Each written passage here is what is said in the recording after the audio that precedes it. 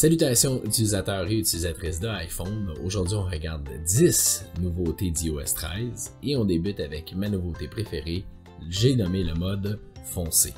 Vous pouvez accéder au mode foncé en additionnant un nouvel icône dans votre centre de contrôle comme celui-ci ou y accéder avec le mode régulier, donc le bouton habituel de luminosité. En appuyant plus longtemps dessus, vous allez y avoir accès. Donc, ce que ça nous donne, ça nous donne des menus beaucoup plus foncés. Si je vais dans mes réglages ici, vous allez voir, ça donne un visuel complètement différent. Moi, j'aime beaucoup ce changement-là. J'espère que vous allez apprécier. L'autre chose qui vient, ça va être un changement radical du volume. Donc, quand on appuie sur le bouton, maintenant, le volume a été amélioré. Et ça nous donne l'accès à une barre qu'on peut toucher directement dans l'écran pour monter et descendre le son. Et ça n'interfère avec aucune de nos applications. Ça, c'est vraiment le fun. Le contrôle de la sonnerie a été revampé, donc c'est un nouveau bouton. Toutefois, c'est le même bouton physique sur le côté de votre téléphone, c'est juste une refonte.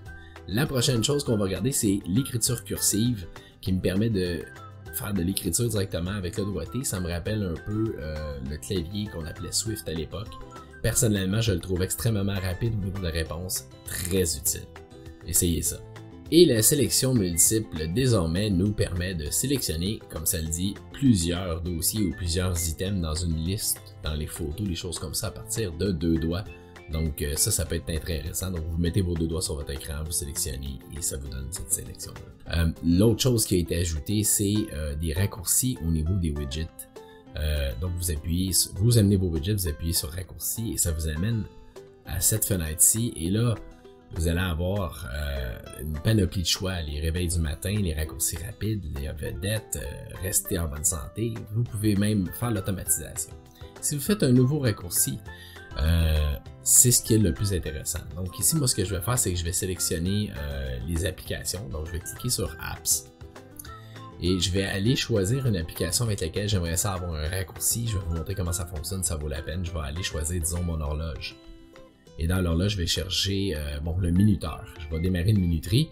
Et là, je vais choisir le nom de ma minuterie. Je vais dire, comment je vais l'appeler cette minuterie? Je vais l'appeler, peu importe, je vais l'appeler Go, tiens. Go. Et là, ce que ça me permet, c'est d'avoir une minuterie avec son propre nom. Et là, je peux changer le temps. Évidemment, je peux changer le temps que ça va prendre. Ici, je vais mettre 30 minutes comme dans l'exemple. Et je vais choisir en minutes au lieu d'en secondes ou en heures. Puis je vais tout simplement quitter en cliquant sur OK. Donc ça m'amène un bouton raccourci pour faire exactement cette action-là. Donc au lieu d'aller dans l'application, je peux juste tout simplement faire ça. Donc on va en refaire un autre. Donc je clique sur le plus de mes raccourcis, je m'en vais faire un autre. Je retourne dans le même chemin, application, horloge. Et là je vais choisir activer les alarmes à la place. Donc ici je vais sélectionner une alarme dans les alarmes que j'ai déjà créées. Donc je vais prendre celle de 6h30. Et là, ce que ça me permet, c'est d'avoir un raccourci qui va être dans mes widgets, qui va s'appeler, je sais pas moi, tiens, je vais l'appeler Debout. Et là, dans mes widgets, à la gauche de mon écran, quand je suis sur mon bureau, je vais pouvoir les sélectionner et les allumer directement à partir de là. Et c'est fantastique parce que j'ai plus besoin d'aller dans l'application elle-même avant de me coucher le soir. L'application Plan, elle aussi, a été améliorée et maintenant influençable par le mode foncé. Donc, si je suis en mode foncé, ça me donne une map gris foncé. Si je vais dans le mode classique, donc luminosité régulière, je retourne à la map blanche qu'on est habitué de voir et je peux faire les mêmes choses que d'habitude comme le mode 3D et faire des zooms à l'intérieur et à l'extérieur de l'application si on veut de la vue. Donc ici, je peux le mettre aussi en satellite. Le satellite est un peu plus précis qu'il l'était avant, pas au niveau de la géolocalisation, mais au niveau de son visuel.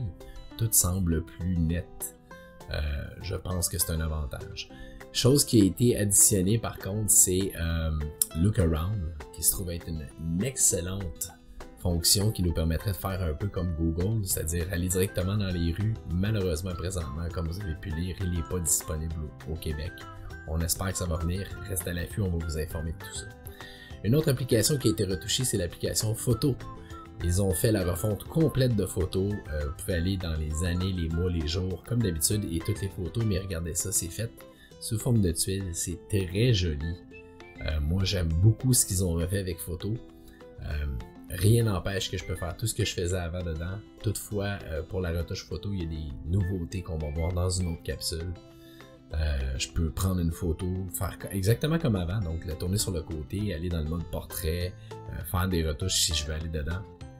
Donc c'est vraiment la refonte visuelle de l'application et elle est beaucoup plus claire, précise, nette et belle. Bravo Apple, chapeau. Donc, nouveauté avec les pages web, la navigation est améliorée. Vous pouvez maintenant prendre une poignée sur le côté droit de votre iPhone et défiler directement avec cette poignée-là. Vous y aller avec plusieurs coups de doigts. Donc, c'est plus rapide. C'est une nouveauté aussi.